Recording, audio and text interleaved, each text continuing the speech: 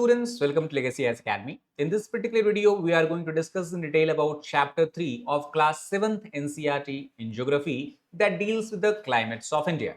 So, as similar to other chapters, this chapter also starts with a quote, or we can say a sloka. The sloka is Kale Varshatu Parajanyah Prithvi Sasya Shalini Deshoyam Chobharahita Brahman Shantu Nirbhaya. Now, what it means? It means is that may the rains be timely, may the earth be lush with vegetation, may this country be free from turmoil, and may good people be fearless. So, it is a type of subhashit, whatever you are wishing well for the country overall. Now, in this particular chapter, what are we going to discuss? So, total 5 questions are what we will try to get answer to. First, with reference to India, what make India's climate so diverse in nature? You move to India, in India, from north to south, you move from west to east, you will see a variety of climates. So, what is the reason behind them? Second, we know that India is, or people of India, their life is strongly interlinked with monsoon. So, we'll also try to examine what are the monsoons, how are monsoons formed. Third, what is the effect of climate on economy, culture, and society of people, society of India? And fourth, how can we understand the climate and how will it help us in preparing better for natural disasters? At the same time, we'll also briefly discuss what is climate change and what are the consequences of climate change. Now, in the last chapter, we have discussed briefly about weather. Here, we are using term climate. So, how weather and climate is different? Simple. Weather, whenever we talk about, we are referring to a short period phenomena. That means it can be experienced every hour or day. Today, it might be raining weather. Tomorrow, there can be a sunny weather. Next day, we can have a strong windy weather as such. So, weather basically keeps changing over a short period of time. Climate, on the other hand, is described as a pattern of weather, an area or a region. An area can be as small as a city or as small as a country, and region can be as small as a subcontinent, continent, experience over a long period of time. So, we are measuring the same parameter in weather and climate, but in weather, those parameters vary fast, frequently. In the climate, those parameters and their variation is considered over a long period of time, such as several decades at least, and that's why the pattern varies from region to region. Now, before we come to the various types of climate, let us briefly stop to introduce season. We know that seasons occurs as the earth revolves around the sun. So, as we know, earth takes 365 days roughly, which is equivalent to 1 year to complete one revolution around the sun. Within these 365 days, we experience at least 4 major type of weather. These weathers are spring, summer, monsoon, autumn, and winter, and they occur in the cycle. Now, the question is, are seasons related to weather or to climate? And the answer is that seasons actually are related to both weather and the climate. Weather changes with season. For example, it can be dry and hot in the summer month or humid and rainy during the monsoon month. Further, the pattern of season and region is closely connected to the climate as well. There are 4 main seasons across most of the world, as we have discussed: spring, summer, autumn, and winter. Now, in India, we have a uniqueness. The uniqueness is that we receive rainfall in a particular period of time during a specific period of the year that we call as the rainy season or monsoon season. And if you look at the traditional method or way of defining seasons in India, seasons, as you know, were divided into 6 ritus in India. These ritus are very important to remember. So, Vasant Ritu refers to spring season, Grishma Ritu refer to the summer season, Varsa Ritu refer to the rain season, Sarad Ritu refer to the autumn, Hemant, that is pre-winter, and then you have the Sisir, that refers to the peak winter that we experience largely in the month of January. Now, in India, people, their culture, their life strongly revolves around the occurrences of these ritus and season, and that is why specific rituals and festivals are celebrated in different part of India. Example we can take is of in Sharad Ritu, that is in autumn season, we celebrate Vashant Panchami or Sharad Purnima, as it is called.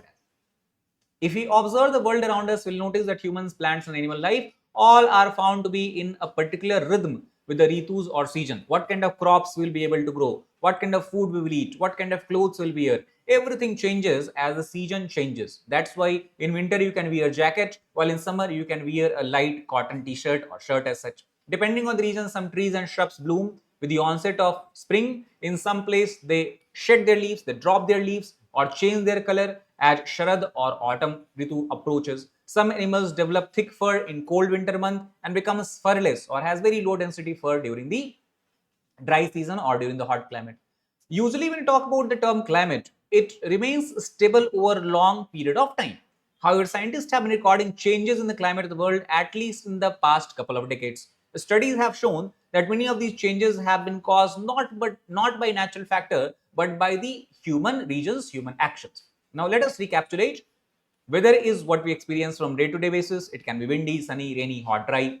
Seasons reoccur every year and the weather of place is different in every season.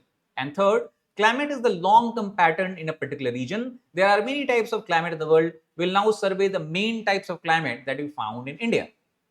So the heading is the types of climate in India. And as we know, if I draw the map of India here, India is a very large country spanning all the way from north. In north, you will find Himalayas. Then if you come to the west, you will have Thar Desert. Then further you have the Gujarat. Then further you have the coastal areas, right? And then you have the northeastern part of India, something you can draw like this as such. And then you have this eastern coast. So you start your journey to the northern, from the northern part of India, this region, if you look, we have Himalayan mountain system. Himalayan mountain system is said to have an alpine climate. What is alpine climate? Alpine climate is generally associated with a low temperature, cold condition. In winter, you will have heavy snowfall. So the entire area will be covered with thick deposit of snow. And summer are not very hot. So you have cool summer. And the term alpine comes from the Alps. Alps, you would have studied, refer to a mountain system, mountain range that you have in the European continent. That is where also we will see probably in India people wearing thickest of clothes. So obviously thickest clothes is worn in the cold climate, and Himalayas is the coldest region of India. Now it's not that everywhere in the Himalayas you have similar climate. If you come to a lower elevation in Himalayas, lower in the Himalayas, in many hill areas of India, right, lower in the Himalayas and in many hill areas of India, the climate is often said to be temperate in nature. Winters are moderately cold and summers are not too hot. That is where we find many hill stations much frequented by people who try to seek relief from the heat in the plains below. So Delhi lie in the plain areas. You will see that during summer a lot of people flock from Delhi to the Himachal Pradesh. Why? Because Himachal Pradesh has which kind of climate? Temperate climate. So you have a lot of hill station, Manali, Shimla, Lansdowne, Ranikhet. So all of these basically attract a lot of tourists here.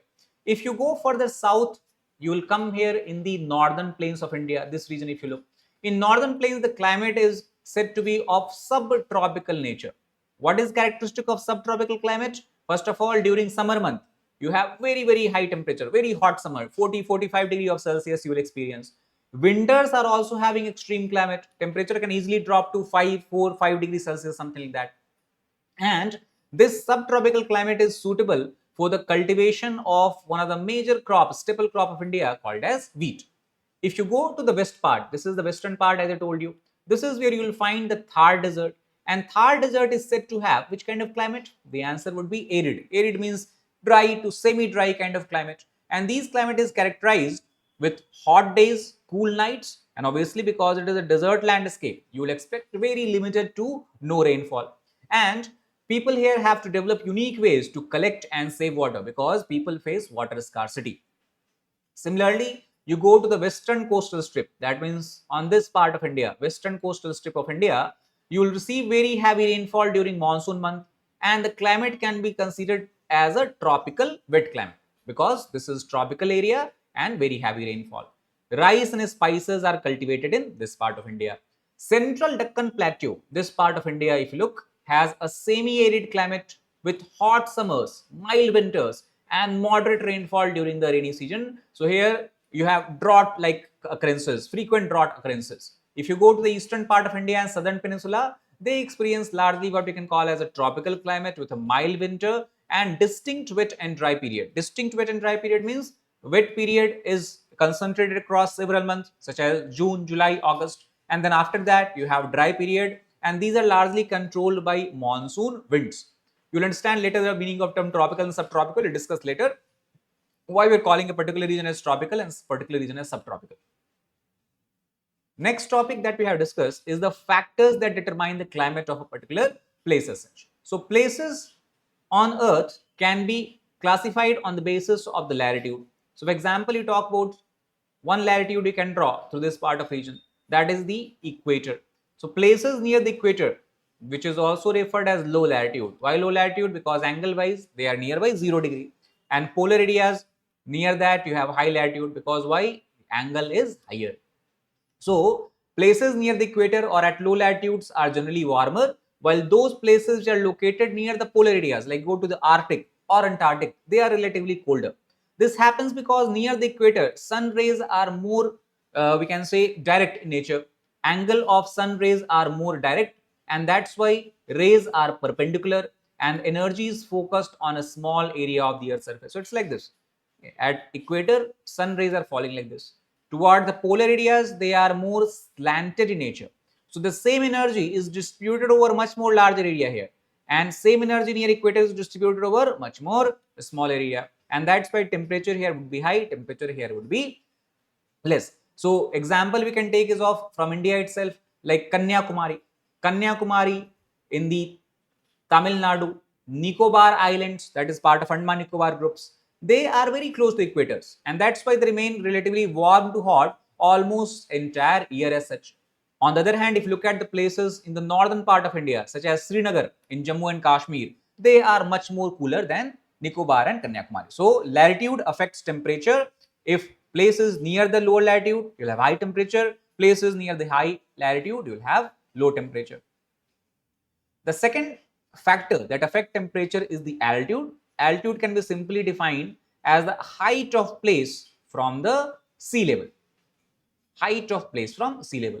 So many hill stations we have discussed, and in the South India if you come, you'll find many hill stations there as well, such as Munnar in Kerala, Theni, Udagmandalam, that is Ooty in Tamil Nadu, Madikeri in Karnataka, Mahabaleshwar in Maharashtra, Mount Abu in Rajasthan, Shimla you have in Himachal Pradesh, Nainital, Darjeeling in the Sikkim, Tawang in Arunachal Pradesh, Shillong in Meghalaya. What are common among all of these places? All of these places that we have seen here are located at a higher altitude, higher height than the plains below.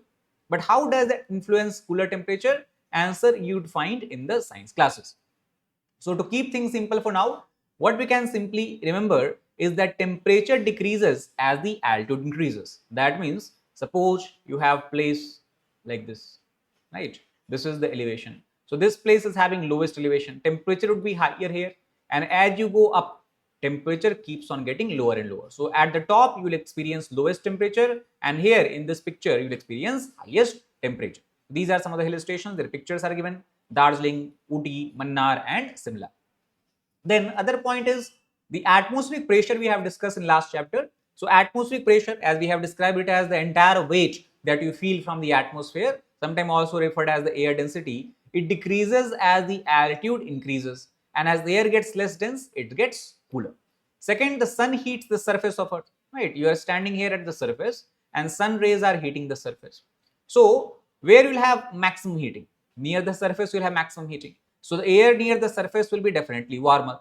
And as you go up, what is going on? Air is farther and farther away from the surface. That's why temperature keeps on getting lower and lower. So the Himalayas are so high that many peaks maintain a temperature which drops below the freezing point of water, that is 0 degrees Celsius. And if water temperature is below the freezing point, that means it would remain in which form? The liquid form, the solid form. That's why permanent cover of snow you will see in these areas as such. Next, we have the factor that is proximity to the sea. So temperature in the coastal area do not vary much. For example, we can take two cities. You have Mumbai in the coastal regions and Nagpur, that is in the inland region. So both Mumbai and Nagpur, latitude wise, they are located at the same latitude, but there is a different range of temperature, right? So first of all, if you look at the data from Mumbai to Nagpur, Mumbai is near the sea, so it experiences milder winter and cooler summer. So summer temperature 32, winter temperature 18. Nagpur away from coast, so summer temperature 44, winter temperature 10. So if you calculate the temperature range, in Mumbai temperature range is about 14 degrees Celsius. In Nagpur temperature range is about 34 degrees Celsius. So located at the same latitude but has such a huge difference in temperature range. What is the reason behind this? The reason is location either close to coast or far away from the coast. And the understanding you can have based on this image itself. So what happens actually, the city that is located near the coastal areas, their sea is present very near. So sea absorbs heat slowly, that's why sea remains relatively cooler, and land heats absorb rapidly, that is why land becomes warmer as such. In winter, opposite happens, sea loses heat slowly, that is why it remains relatively cooler, and land loses heat rapidly, that is why it becomes even colder. That's why sea has high temperature, land has low temperature. During summer, sea has low temperature, land has high temperature. Now, how does it influence the land temperature? So, when sea has low temperature in summer, you have the wind that comes from the sea, and these winds are relatively cooler winds because they are coming from cooler areas. So, they produces kind of cooling effect, right? If you talk about during the winter, what is happening during the winter? So during the winter, sea is warmer, so land is from where wind originates, and coastal region are warmed by the sea air. So that's how we can understand the difference basis of the coastal location, right? Then next, if you take a look, next parameter that we have to study is the wind. So wind can move masses of warmer or cooler air. So states like Punjab, if you talk about northwestern India, Haryana, Rajasthan, Madhya Pradesh, often receive winds blowing from the west. Having traveled over the deserts of Arabia to Afghanistan, they bring which kind of air? Dry and hot air. And because of this dry and hot air, as you can see, coming from all this vast arid landscape, the severe heat waves are experienced in the summer season in this part of India as such.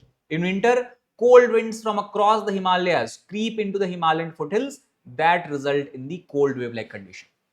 Now, interestingly, winds does not only affect temperature, but also they have a strong influence on humidity. Humidity, as we have discussed, is the amount of water vapor in the atmosphere, and humidity controls precipitation. So we can say wind also to some extent influences precipitation, that is the rainfall pattern. We saw dry winds coming from distant desert, winds coming from sea bring moisture from the land, and if the moisture related winds are coming to the land areas, it might result in the rainfall. That is the case in monsoon. We'll talk about it sooner. Now, there is one term we have to be aware about. The term is called as topography. Topography is simply defined as the totality of the physical surface features of an area. For example, you talk about this particular landscape that we are looking here. Suppose here you have the plain area, here you have the plateau region, here you have the high mountain valley, again mountain valley. So the entire landscape that you are seeing here can be considered as a topography of this entire region. Let us suppose this is India. So the India's topography can be defined this way, that can include various different features and such. And it plays a very important role in determining the climate of that particular place. For example, in Himalayas and the Karakoram range, it protects to some extent from the Indian subcontinent from the winds of cold deserts that is coming from Central Asia. Nearly flat topography that you have in Thar Desert, on the other hand, has nothing to protect it from the hot and dry winds. That is why the wind that originates over Arabian Desert can easily move across the entire Thar Desert here and can go all the way up to Delhi in the north. So we'll also see the role of Western Ghat in the southwest monsoon in the next section. Now, if you put all the terms that we have discussed till now, concept we have discussed till now, we can say the climate of any region is determined collectively by all the above factors. Describing the climate involves description of patterns of temperature, precipitation, whether it is rainfall, snowfall, hail, occurrence of fog or mist and wind conditions in a region. And whenever we are using term climate, keep in mind we are talking about at least 3 decades. 3 decades is 30 years or more. Now, other term that we use is a microclimate. That is a climate that is localized in a small area that differs from the climate of the surrounding region as such. Then coming to the most important topic we have to study in this chapter, that's the concept of monsoons. So monsoon season is central to the life in India. During the monsoon month, the rivers fill up, the soil is soaked with water, crops grow, and life thrives. Strictly speaking, monsoon is derived from the Arabic word. The root word is mausim, and mausim basically is referred as monsoon in English. And mausim or monsoon simply refers to the season, that is a change in the wind pattern for a large part of Indian Ocean and surrounding regions as such. And this is a yearly pattern. It is not something that is random. It occurs every year. Their mechanism is complex, but based on simple fact that land heats up and cools down faster than the ocean, we can to some extent explain the phenomena of monsoon.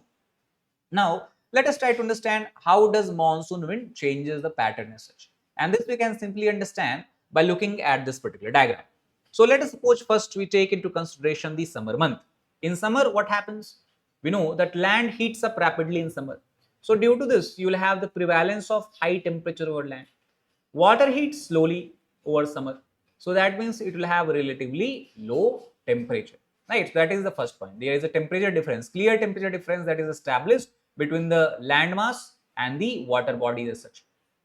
Now, low temperature generally is associated with high pressure, and high temperature is generally associated with low pressure. That means what we can say is going on. In the summer month, you have high pressure over the Indian Ocean, low pressure over the Indian subcontinent. Wind, as you know, always blow from high pressure to low pressure. So you have the wind coming from sea, blowing toward Indian landmass. And as the direction of wind is from southwest, we call it as a southwest monsoon. So what actually happens in the winter? In winter, land cools faster. That means over land, you'll expect low temperature. And sea or ocean cools at a slower rate. That means here you'll experience high temperature. As we know, low temperature gives rise to high pressure, and high temperature gives rise to low pressure. And wind blows from high pressure to low pressure areas. That's why during during winter month, the direction of wind is from northeast to southwest. And this flow of wind is what we call as northeast monsoon. That means, to summarize, we can say it is the difference in the temperature between land and water that creates difference in pressure, and based on this prevailing pressure difference, wind either blows from southwesterly direction or from the northeasterly direction. That is the essence of this entire paragraph, as we can see. Now, what actually happens is that we can take a look at some of the places in India, like Mawsynram. Mawsynram is a town city located in Meghalaya. It is believed to receive highest average annual rainfall, not only in India, but in the entire world. Now, how much rainfall we receive? In last chapter, I told you the rainfall is basically measured on the basis of instrument. The instrument is called as rain gauge. So in rain gauge, you have the collecting tube. In collecting tube, you have the measurement unit. So in the entire year, if you keep filling up this tube, it will collect 11 meters height of water. So that is equivalent to 11,000 millimeter or 1100 centimeters and such. Now, the effect of monsoon can be seen on the culture of India as well, because many ragas, whether it is Carnatic music in the south, Hindustani classical music in the north, it has been inspired by monsoon. Example can be Megh Balhar rag, Amrut Varshni rag are some of the such ragas.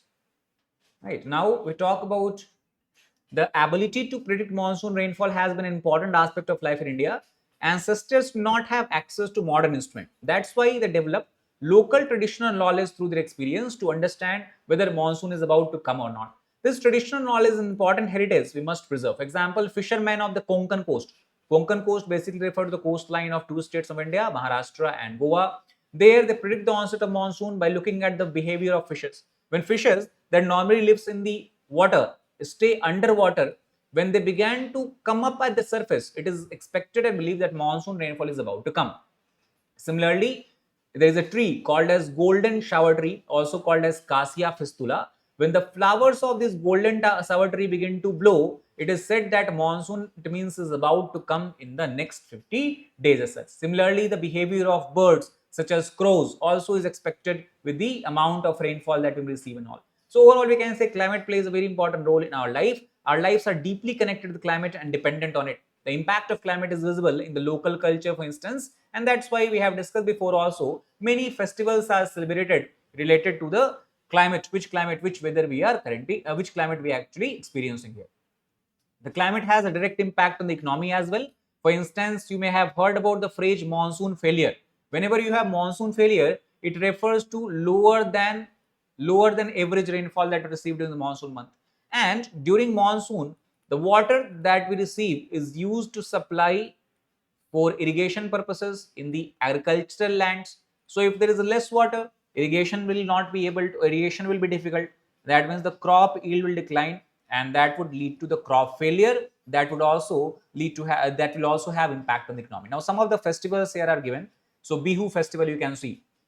Bihu is a festival celebrated in the state of Assam largely. Chhat Puja celebrated in northern India such as Bihar. Makar Sankranti nowadays celebrated all across India as such. especially in the western part of India, like Gujarat, you'll see Baisakhi in Punjab, Pongal, you'll see Aw winter festival, Hemis, Lusong, Gudi Parva, Lohri, and Onam in Kerala, for example, is celebrated. So all of these festivals are very strongly tied up with the climate, with the seasons that we experience in India as such. Now, as we have discussed before, that a monsoon failure would lead to decline in the crop production, agricultural productivity, and if there is a less agriculture produce, foods definitely will become costlier. That would fuel inflation. Industrial activity also depends on the predictable weather and the availability of water. World over, we can easily detect such kind of connection between the climate and socio-economic condition. Those conditions get especially strained when the climate disasters strike. So in this particular section, we are going to discuss about the climates and disaster. We have till now established the fact that India has a diverse weather pattern, either in terms of temperature or in the terms of rainfall pattern. And because of this diverse weather patterns, many times extreme conditions are created, such as cyclones, floods, landslides. So let us try to understand about the major disaster we experience in India. First disaster we can take a look at is called as cyclone. Every year, when you talk about India, it is blessed with a long coastline, both in the western side as well as on the eastern side. So every year, especially the eastern coast of India, eastern coast, as we know, is oriented toward Bay of Bengal. They experience several cyclones every year. We're not talking about some frequent, what we can call as some random phenomena, but you have every year several cyclones are witnessed in the eastern part of India. Many times they are highly destructive in nature that result in loss of human animal life, damaging property infrastructure, uprooting trees, and causing soil erosion. IMD, as we have discussed in the last chapter, is responsible for predicting and forecasting the weather. So they keep track of the coming cyclone and provide all the relevant information, whether it is related to their formation, evolution, and place of landing. Now, there is another organization called as NDRF, National Disaster Response Force. These are especially trained forces to respond to natural as well as human-made disaster. NDRF battalions are located at 12 different locations in India, and it has played a key role in carrying out rescue and evacuation operation during disasters such as cyclones, floods, and landslides. Now, the question is, how are cyclones formed? So this is tied up with the atmospheric pressure. Let us try to understand. Cyclones, generally tropical cyclones, originate over sea surface. So suppose in this part of sea, temperature is higher. As you know, high temperature creates low pressure condition. And as pressure becomes low here, wind from the surrounding high pressure region begins to blow toward these areas. And as winds begin to blow toward these areas of low pressure, they bring a lot of moisture with themselves, because wind is originating over which area? It is originating over sea or ocean area. So they bring a lot of moisture, and if pressure is very low, they begin to rotate around this low pressure region.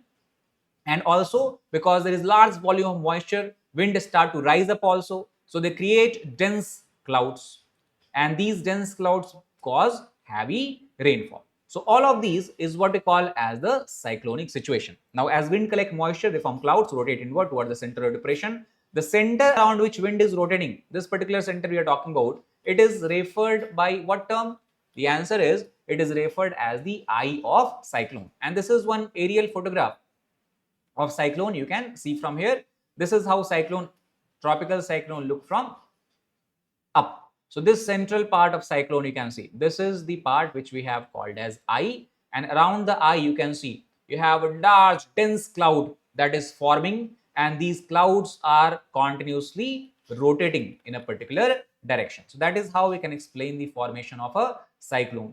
And this is satellite image taken of the southern part of India. This is the Indian landmass. As you can see here, winds are bringing moisture from the sea. This is your low pressure center, and around this low pressure center you can see development of clouds. The second climate related disaster that we face in India is flood. What is flood? Simple, we can say whenever water overflows into normally dry land, a flood occurs. This may be because of various factors. If a certain region is receiving very heavy amount of rainfall, and that's why huge runoff of its water is generated, this water cannot be absorbed by land anymore. Or if there is excessive accumulation of water in bodies like rivers and lakes, and suppose that, for example, this is a lake, water generally remains up to this level. Now, due to heavy rainfall, suppose water already is filled up to the brim. What will happen if more rainfall occurs? Water will start to overflow along its bank, and that would also result into floods.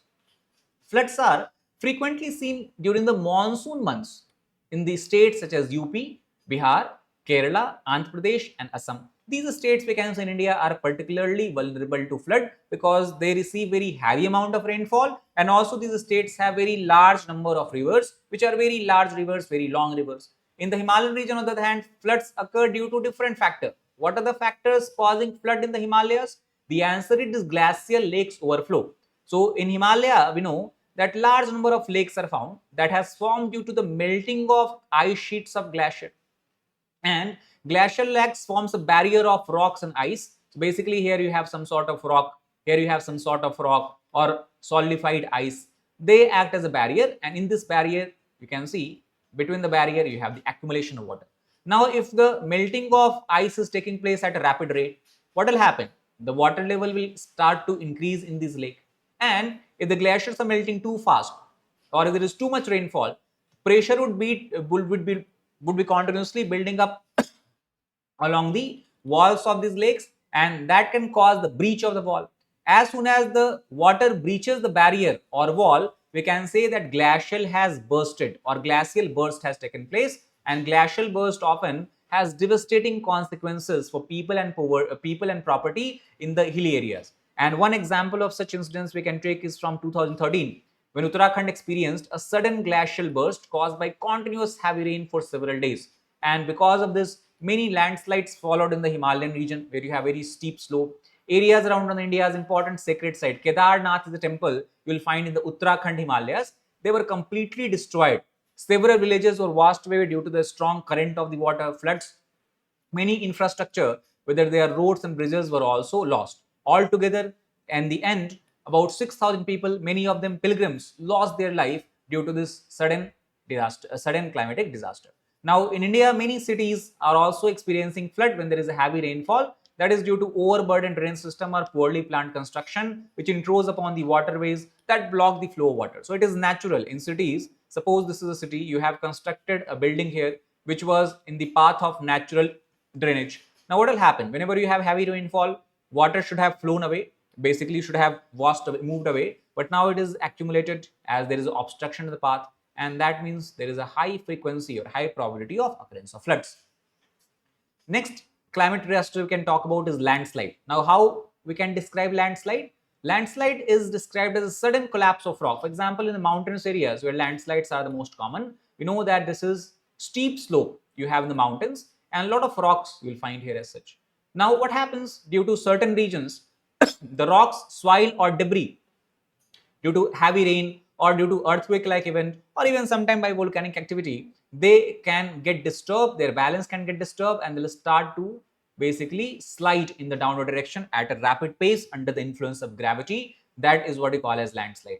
They are most common in hilly and mountainous areas such as Himachal Pradesh, Uttarakhand, Sikkim, Arunachal Pradesh. Plus, in southern India, Western Ghat region are also known to have landslides. For example, a few years back, Wayanad is a region in Kerala that witnessed heavy landslide, significant landslide. The chances of landslides have increased due to human activities because cutting down of forest, building infrastructure without following approved methods, and the construction of too many buildings are blocking the natural flow of water. That also contributes significantly to the flooding as such. Then the other disaster we can talk about is the forest fire.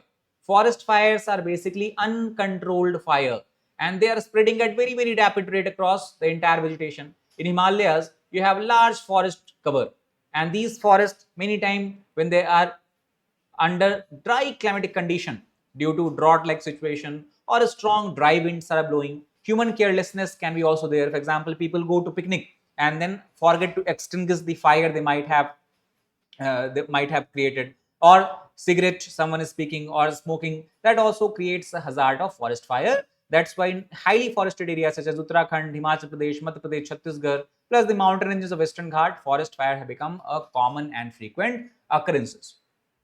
Now, a term that we have to keep in mind here is the fossil fuel. Many times you would have come across this term. Fossil fuel are referred as the sources of energy that were formed from the remains of plants and animals that died millions of years ago, and then they got buried deep under the layers of rocks and soil. Under the sea also many times they get buried, and when they get buried, they are subject to very high temperature and pressure. when they are subjected to high temperature pressure, these vegetation matter can convert into coal, while the animal remain can convert into petroleum, oil and natural gas. So they form not in a short period of time, but over millions and millions of years as such.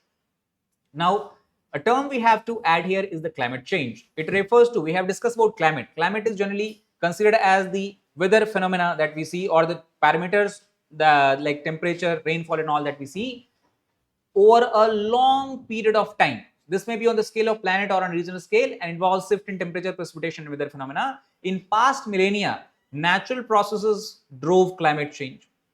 But since the 19th century, climate change in the world has been largely driven by human activities, and the major contributor to it is the burning of fossil fuels as such. Deforestation also we have carried out. Example of this we can see from the photograph. We have cut a huge and vast stretch of forest to meet our demand, need, greed to some extent we can say. Environmentally harmful industrial practices, production and patterns of excessive or wasteful consumption. All of these can be considered to be the human factors that are contributing to climate change. Now the question is, why does the burning of fossil fuel affect the climate? The answer is the release of a gas called as carbon dioxide. In the Earth's natural carbon cycle, carbon dioxide are released naturally as well, but they are also responsible for trapping the heat that we receive from the sun. This creates the effect that is called as greenhouse effect. It is the greenhouse effect that is responsible for the warming of Earth, and this warming has helped in supporting and evolution of life on the Earth. But whenever we are talking about the human phenomena, human activities such as industry, transportation, agriculture, because of these human phenomena, we are releasing a huge and enormous amount of these greenhouse gases that is responsible for rapid and extensive warming of the atmosphere. Extra heat is being trapped here, and this has resulted in disruption of climate pattern that plants, animals and human societies have adapted over thousands and thousands of years. So thousands of years of changes we are trying to basically fasten and carry out what you can call as amplifying change in a period of few decades itself. Few terms you can keep in mind here: resilience, that is a capacity to withstand or recover quickly from difficulties; mitigation, the adoption of steps to help slow down global warming and reduce the causes of climate change; sustainable is a term that we use also many times, something which can be maintained over a long period of time.